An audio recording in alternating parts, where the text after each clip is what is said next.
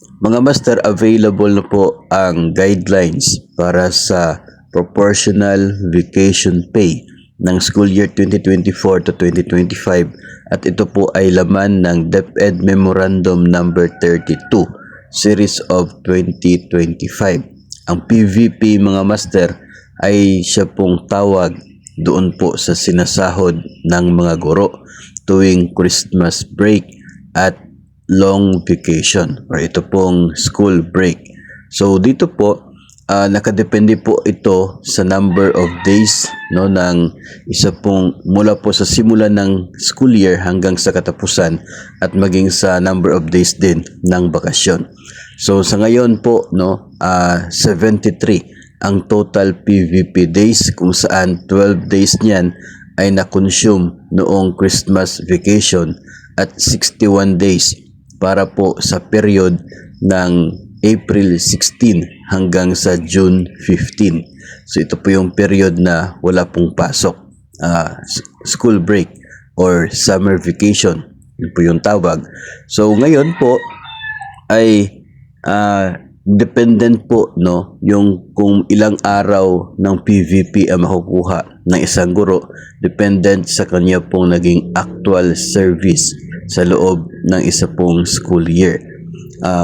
School year 2024-2025. Maliban po doon sa ito pong mga leave without pay, hindi po siya included or counted as part of the service ng isa pong public school teacher.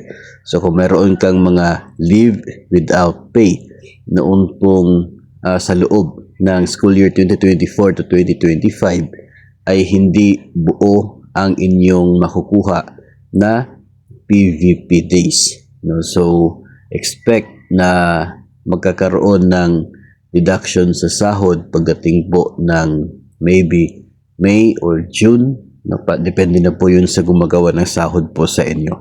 And yung mga newly hired ay affected po dito. Kaya meron pong enclosure sa memorandum, yung enclosure number 2, kung saan nakalista yung date of appointment, kung kailan nagsimula, first day of service ng mga public school teachers, at kung ilang lamang doon sa 61 days ang kanila pong makukuha para po sa pangsahod nila ngayon pong April 16 hanggang sa June 15. So gusto pong nating i-correct yung mga iniisip ng iba na baka bonus po ito, incentive or ano.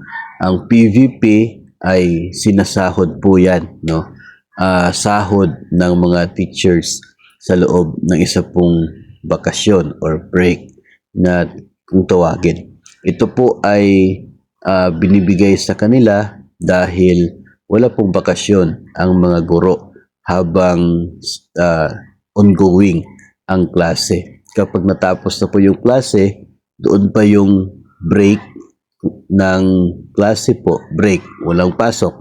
So para siyang bakasyon ng mga teachers. So binabayaran po sila base sa na-earn na PVP days. So hindi po yun as in free na binibigay sa kanila na sahod. Pinagpaguran po yun ng mga public school teachers para sila ay eligible na makatanggap ng PVP, Proportional Vacation Pay, kahit bakasyon po. So ito mahalaga po itong DepEd memorandum na ito para sa mga, especially sa mga magre-retire, magre-resign, na kung ilang days pa yung pwede nilang makuha galing po sa Department of Education, kung effective na kanilang retirement or resignation ay ito pong pagtatapos ng school year.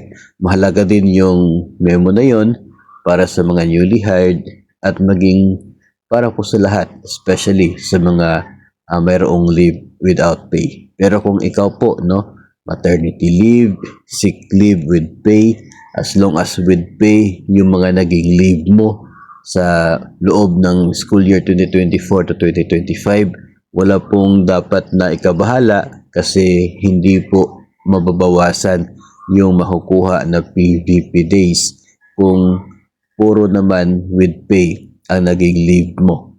No? So buo pa rin ang maging sahod ngayon pong bakasyon.